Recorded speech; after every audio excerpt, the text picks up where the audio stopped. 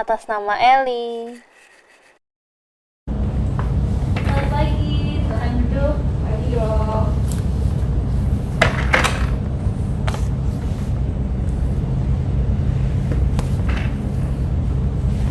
Dengan Eli ya, bener? Gimana kabarnya Eli? Baik dok. Bekas luka yang kemarin gimana? Udah sembuh?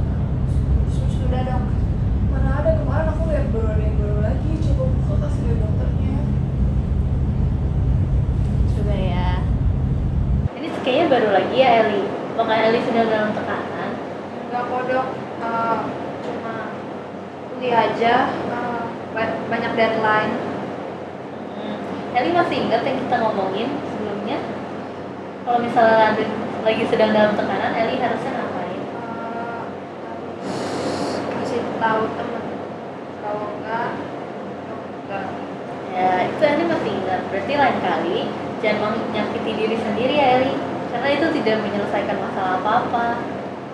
Iya dok. Oke, jadi untuk luka bakaran baru ini saya resepkan salep. Dan jangan lupa hari Selasa kita ada sesi terapi ya. Oke dok. Oke. Ini resepnya Eli. Eli boleh tunggu di luar dulu ya. Tunggu obatnya. Makasih ya dok.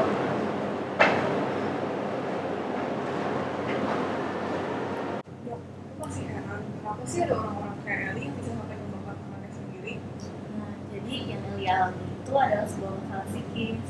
Eli tidak mengerti gimana cara mengatur emosi-emosi negatif dan akhirnya melakukan cara-cara yang tidak biasa. Dalam kasus Eli seperti membakar tangannya.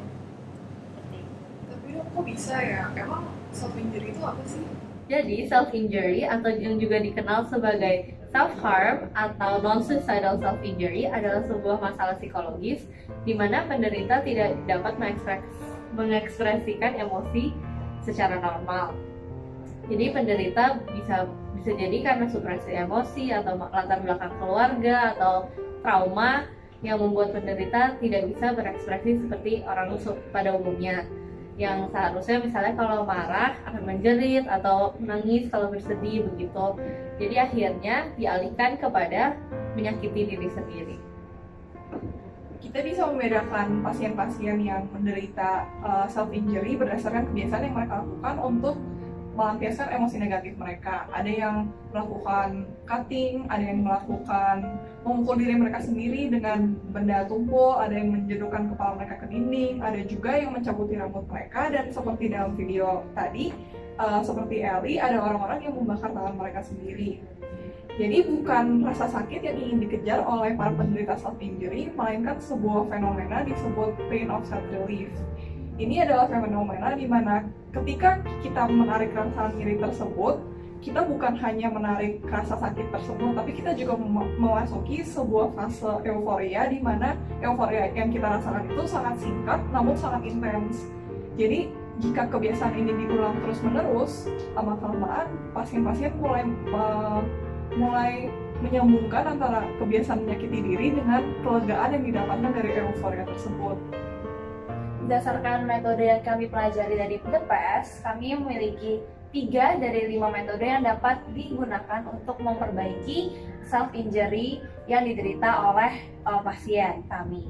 Salah satunya adalah pertama IR atau interpersonal relationship. Interpersonal relationship berbicara dengan bagaimana hubungan antara pasien dengan orang-orang sekitarnya, karena seringkali self-injury itu di-trigger ataupun dihasilkan dari hubungan yang tidak baik atau traumatic experience yang ia dapatkan dari orang lain, baik itu pembulian, baik itu relasi yang tidak baik atau abusive parents, orang tua yang sangat menekan, yang menjadikannya stres.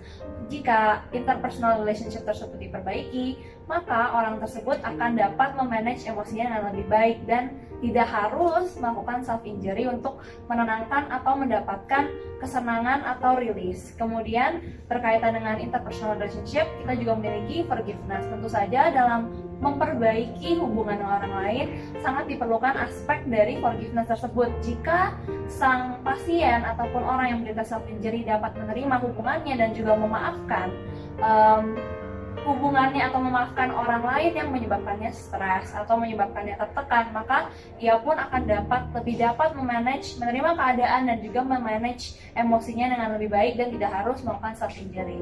Yang terakhir adalah CBT atau Cognitive Behavioral Therapy. Dalam Cognitive Behavioral Therapy, kita berbicara bagaimana pasien itu melihat sekelilingnya, bagaimana ia berpola pikir, bagaimana ia memiliki negative thinking jika ia bagaimana ia memiliki negative thinking terhadap orang-orang lain ataupun situasi yang dapat membuatnya menjadi stres, tertekan, sehingga dia harus self harm atau melakukan self injury. Namun jika kita memperbaiki tersebut dengan ia memiliki pola pikir yang lebih baik, lebih positif, maka ia pun tidak akan tenggelam dalam pikiran-pikiran yang dapat menyudutkannya sendiri atau membuat dirinya sendiri lebih stres ataupun lebih tertekan. Sehingga jika kita memperbaiki hal tersebut, maka ia tidak akan melakukan self injury karena ia dapat memanage pikirannya dan emosinya dengan lebih baik lagi. Jika kita harus merekomendasikan, pasien-pasien self injury biasanya dapat ditangani oleh psikolog. Jika memiliki teman yang melakukan self injury, kita akan sangat baik jika kita merefer teman tersebut ke psikolog terdekat. Namun jika memang ada kasus-kasus self injury yang sangat parah dan membutuhkan obat-obatan, maka atau seperti contohnya obat penenang, maka barulah kita akan merefer pasien tersebut atau teman kita tersebut ke psikiater. Oke. 1, 2, 3. Sekian dari video kami. Saya Elizabeth Marcella.